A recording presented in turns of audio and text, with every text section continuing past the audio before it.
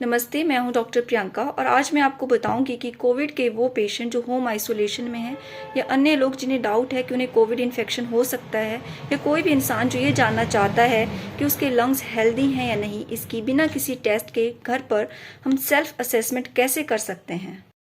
इसमें सबसे पहले है ब्रेथ होल्डिंग टाइम, यानी आप कितने समय तक अपनी सांस को रोक कर रख सकते हैं। पहले ही दिन से यह समय नोट करना शुरू कर दें। इसके लिए आप लंबा सांस लें और घड़ी में टाइमर ऑन रखें।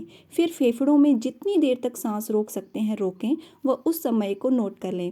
प्रतिदिन इस समय को नोट करते रहें और यदि यह समय धीरे धीरे बढ़ रहा है और आप 20-25 सेकंड से अधिक सांस रोक पा रहे हैं तो यह फेफड़ों की तरफ से अच्छा संकेत है। परंतु यदि यह समय धीरे धीरे कम हो रहा है तो आपको सचेत हो जाना चाहिए।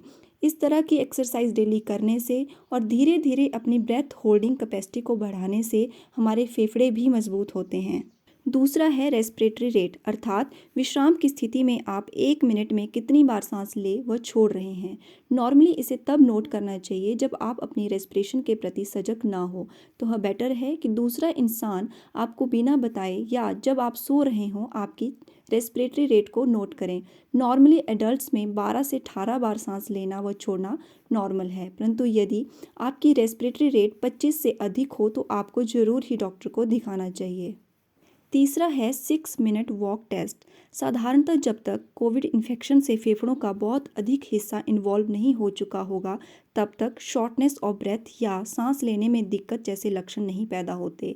इसीलिए किसी भी प्रकार की लंग इन्वॉल्वमेंट का जल्दी पता लगाने के लिए हम एक्सर्शनल ब्रेथलेसनेस को चेक करते हैं।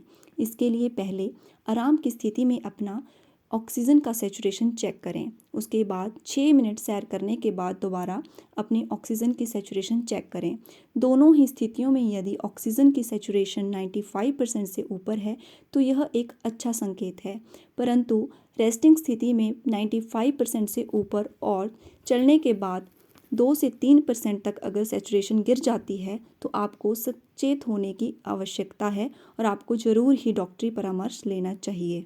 और आखिर में सबसे ज़रूरी है कि ये सब असेसमेंट्स आपको अपने कोविड रिलेटेड कोई भी सिम्टम आने पर डे 1 से ही शुरू कर देनी चाहिए और आपको ये भी पता होना चाहिए कि आपको फर्स्ट सिम्टम कौन से दिन आया था, क्योंकि साधारणतः माइल्ड कोविड डिजीज़ 5 से 7 दिन में ठीक होना शुरू हो जाती है, परंतु यदि 7वें दिन के बाद भी आपको हाई ग्रेड फीवर आ रहा है, आपका ब्रेथ होल्डिंग टाइम धीरे धीरे कम हो रहा है, रेस्पिरेटरी रेट 25 से अधिक जा रहा है और 6 मिनट चलने पर आपका ऑक्सीजन का सेचुरेशन गिर रहा है, तो आपको फ़ौरन डॉक्टर को दिखाना चाहिए और अपनी फर्दर इन्वेस्टिगेशंस और ट्रीटमेंट करवा लेना चाहिए।